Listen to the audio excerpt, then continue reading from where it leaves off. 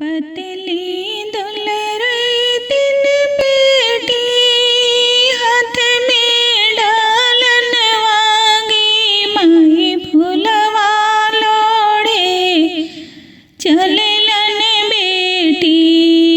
पापा के बाग गी माई फूलवा लोढ़े चललन बेटी।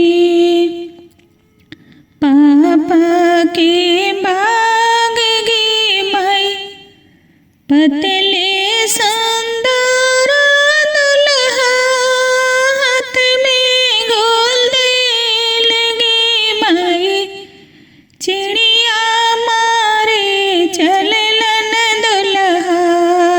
ससुरे के बाग गी माई चिड़िया मारे चललन दुल्हा।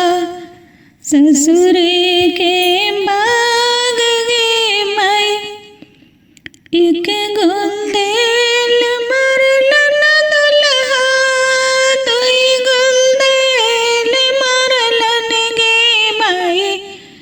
तीसरे में लागी गेलै सोने के डालन वागे माई।